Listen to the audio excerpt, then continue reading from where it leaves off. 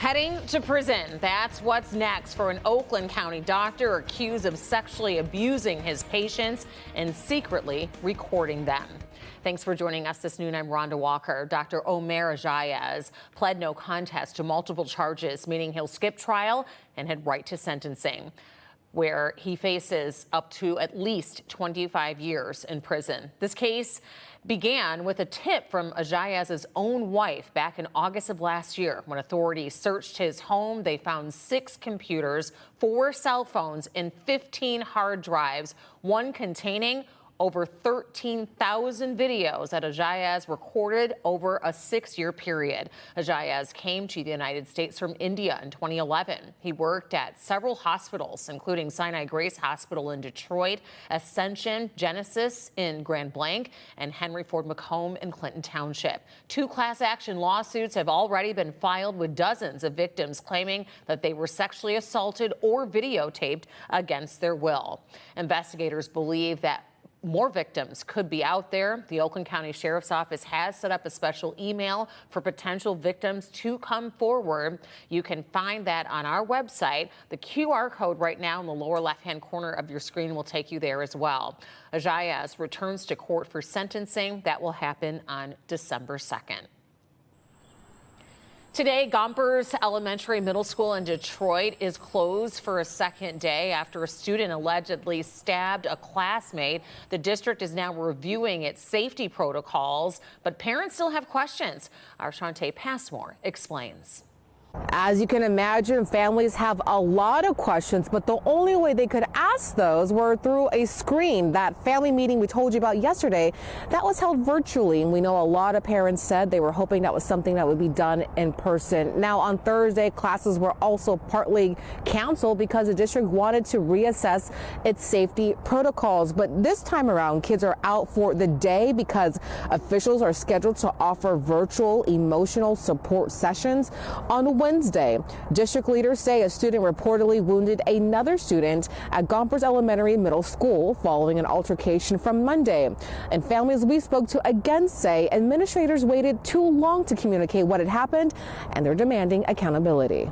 Why did that woman get through the metal detectors with a knife? What if it would have been a gun? That situation could have got really ugly, really quick, and it's the school's fault. As for the emotional support sessions for the students, there will be one in the morning and one in the afternoon. Meanwhile, the district has not responded to our request for a comment on the matter. I'm Shantae Passmore, Local 4.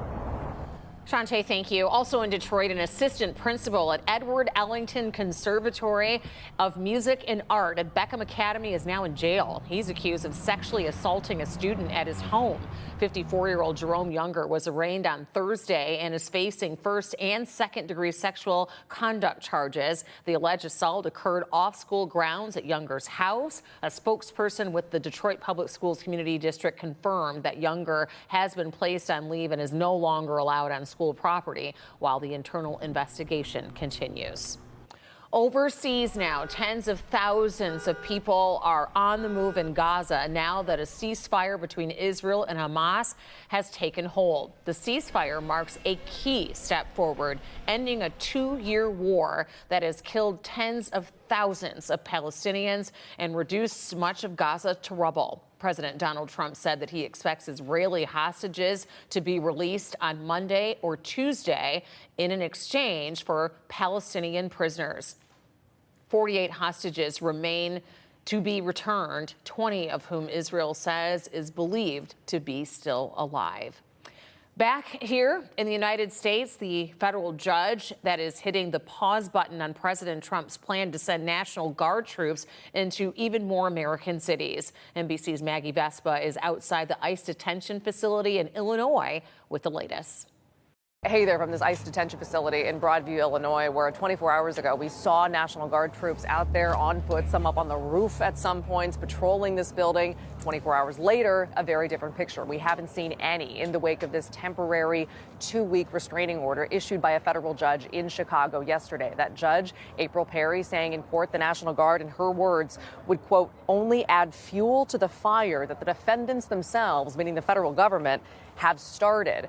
The White House overnight blasting the ruling, saying President Trump has exercised his lawful authority to protect federal officers and assets, referring to these ongoing immigration raids in the city of Chicago that have prompted a series of protests. And new overnight, the Trump administration now appealing that ruling, a move that was expected but still has now actually come to fruition.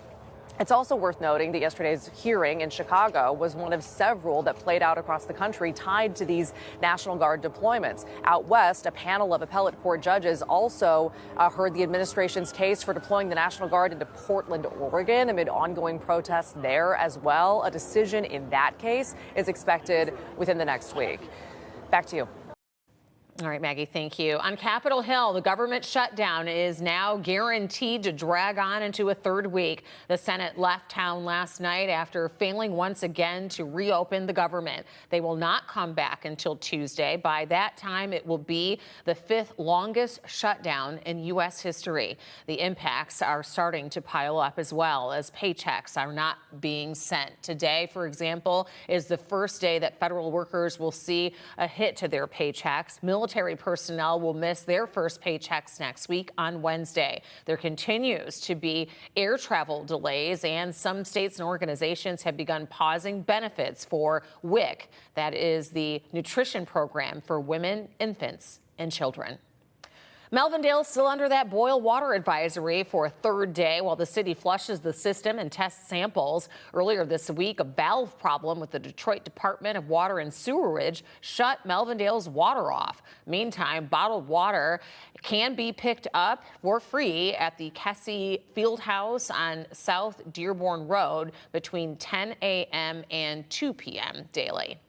And Grosse Pointe Woods is reporting elevated lead levels in its drinking water. The city tested 30 homes and found 7 with high levels.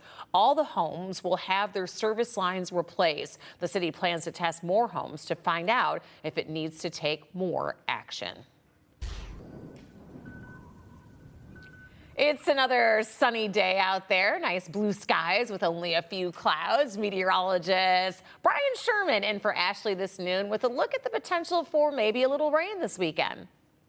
Good Friday afternoon, everybody. After a frosty start for some of us early this morning, we're going to warm things up, but still remain cool as we head into the afternoon.